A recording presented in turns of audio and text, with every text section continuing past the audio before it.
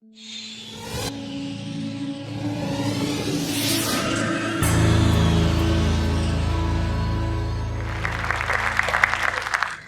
talk is entitled, We Can't Stop the 1% from Destroying the Earth.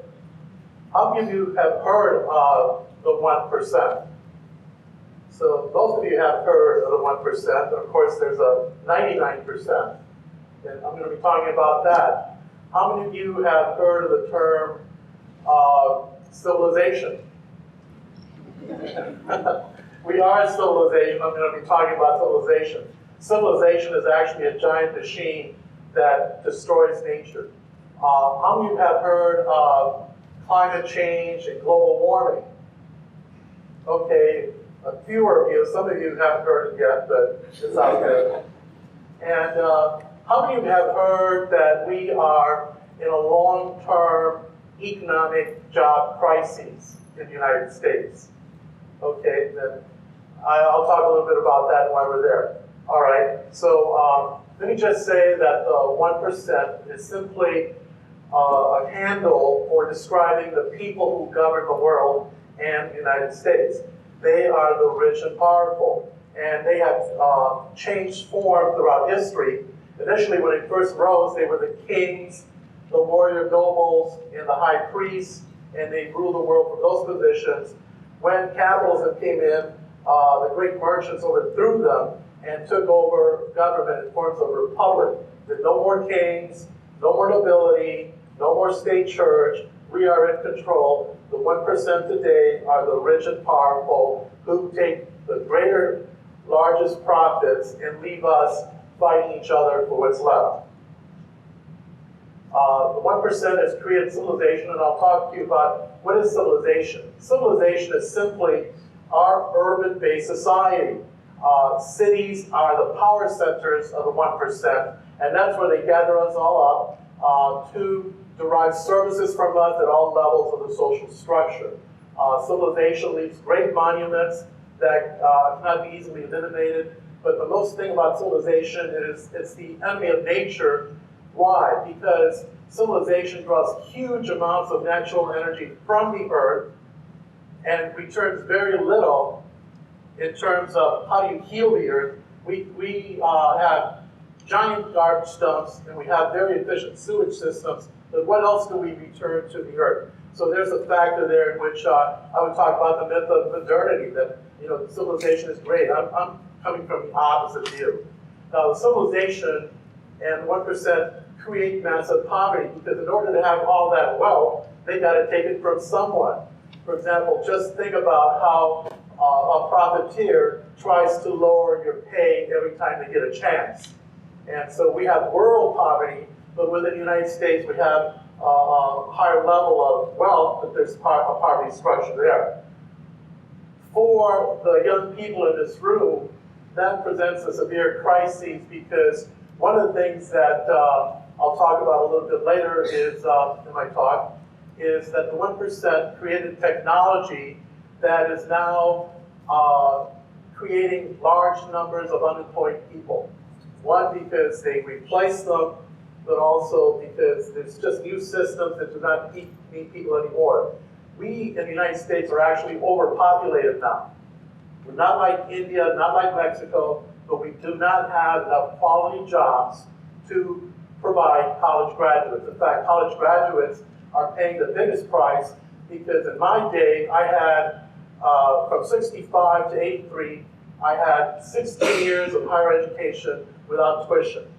That's what the young people today have. How many years they want to go to school, it should be free tuition. But instead, they have to pay for tuition, they have to work all week to pay for it, and they come out with an average of $30,000 in debt. So young people today have to think about that future.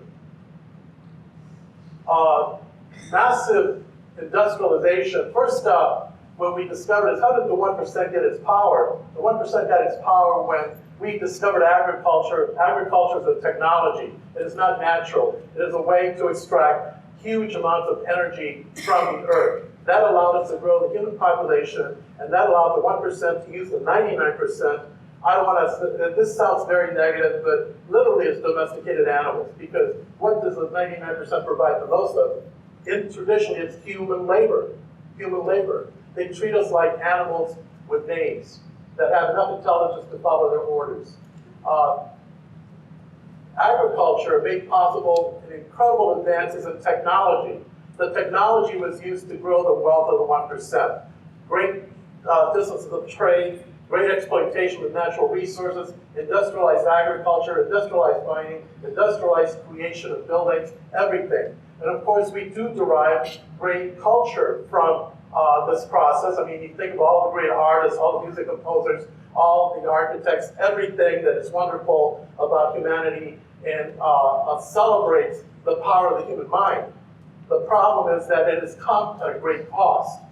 So we are now in what all of the scientists agree, 99% of the scientists agree, we are at the verge of a sixth extinction, the first extinction created by humans. And if we don't stop the machine right now, our children and grandchildren are in for a lot of deep trouble.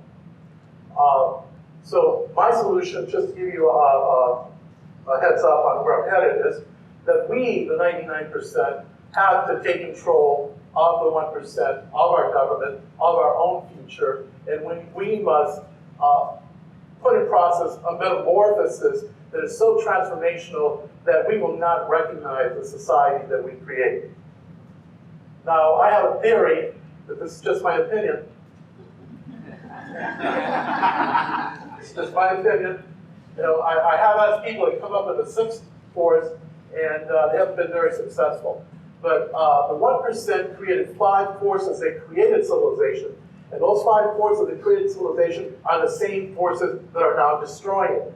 Number 1, unleashed individualism.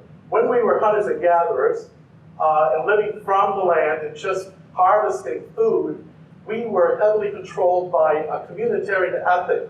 We had to cooperate with each other in order to survive. And so anybody who violated the cooperative ethic got expelled. For example, if you wanted to be a leader, you wanted to be an important person during the hunting and gathering stage, you actually had to serve the community. You had to be the best hunter, the best basket weaver, the best shaman, the best of everything. That's how you gain leadership. You had to be the most intelligent and know most of the knowledge that you convey to the younger generation. That's what leadership then.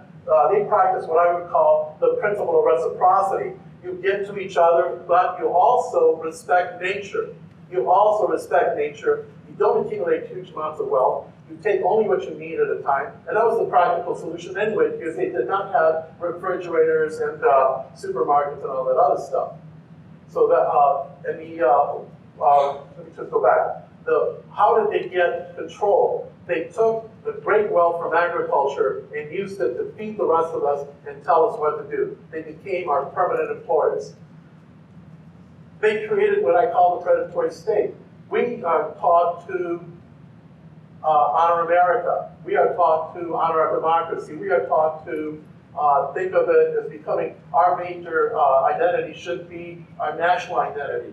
But God did not create the states that we created.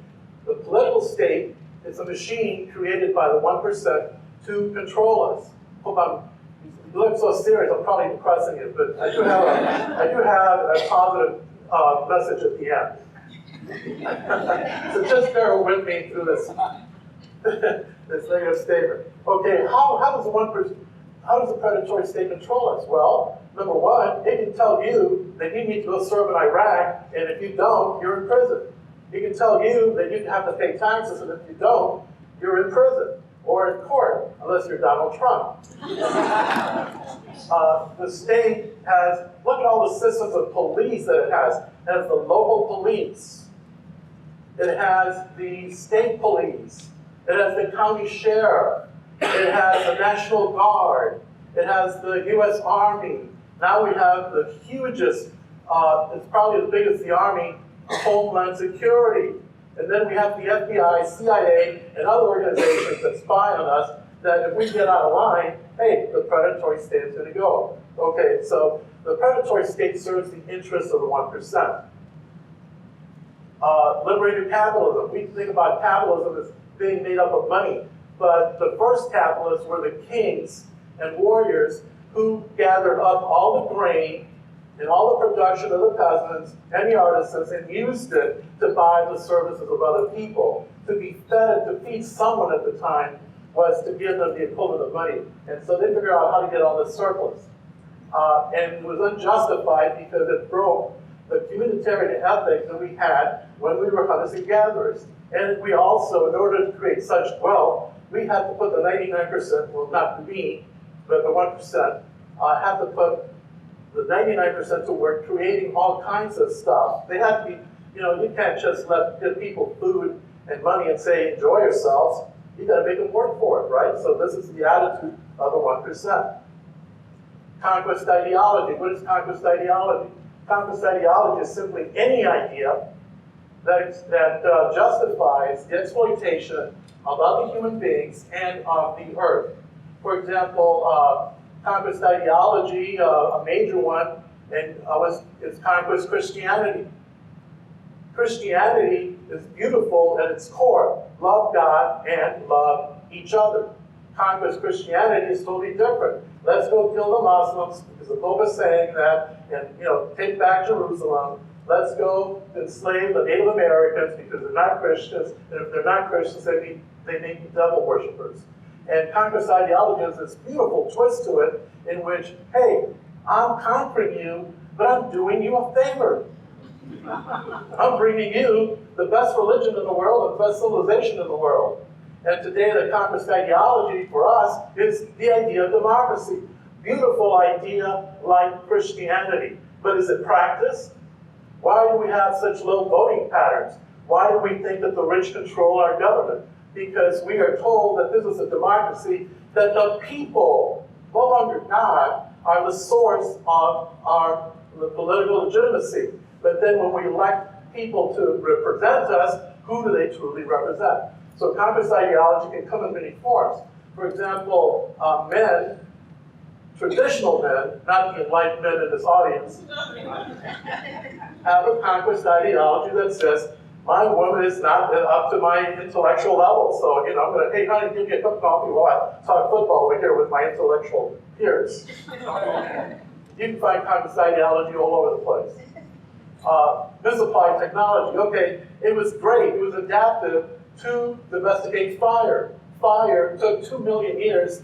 It took 2 million years of cooking meat for the human brain to grow to this size. It was like a 5-energy drink boost. You keep putting this protein into the brain, and it grows. And so we came to be fully human. That's a technology. That's fine.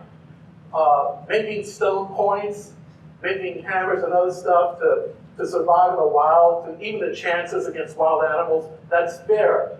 In a hunting-gathering stage, we rarely impacted the ecology to the point where all we can find about ancient hunters and gatherers are their stone tools and a few caves with drawings. But when we got agriculture had we just kept at the village level with agriculture, and every village had its plot, and we distributed the wealth. We could have gone on vacation to Cancun, to Paris, etc., because all the wealth would have been there for us. We could have worked, just part of the year. But agriculture became a major way for the 1% to grow the population, control its growth, and then distribute the population in a class system of professionally trained intellectuals, of trained manual workers, and the drones down at the bottom. And now, as you know, the word drone has come back into the parlance in the English language and refers to a machine. So misapplied technology has led to an incredible devastation of the world. So my conclusion, well, not to the talk, but to this theme, is that modern civilization is the enemy of nature. That we do not produce anything right now to nurture the earth, and we're only destroying it. We have turned the earth into a giant factory, which is polluting the air, the earth, and the seas. And we are, the most significant actions with that we know is climate change. I bet that most of you have experienced some degree of climate change. If you were here on August 11th, of 2014, you know there was a great flood, and most of the houses in my neighborhood had to throw out all the furniture in the basement, and it looked like we all had been evicted by the same landlord at the same time. It looked like Mayor Duggan had come over and exercised some Detroit policies on us. And I even lost my car in the flood. So it's here, it's here. What is the solution? Okay. It was great that the theme of this conference is metamorphosis, because we have to achieve an incredible metamorphosis in who we are. The 99% we can stop the greed of the 1% and reverse the process of what is now becoming human self-destruction.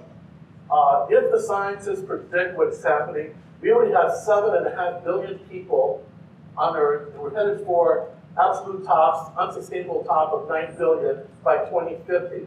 But the disasters, the natural disasters that are coming, are going to wipe out several billion to begin with, and then we have to figure out as a species. So what is the nature of the transformations that we have to achieve? Number one is we have to decide that what seems to be normal for us, I got to stop, seems to be normal for us, has to stop, and we have to produce the opposite of the 5 forces. That meaning a people of, by, and for the government, an ideology that preaches harmony and healing instead of destruction, and most of all, we have to create green, applied technology so that every job in America and the world has to have that component to it. And most of all, we have to develop a consciousness as a species that we are really the stewards of the earth. Thank you.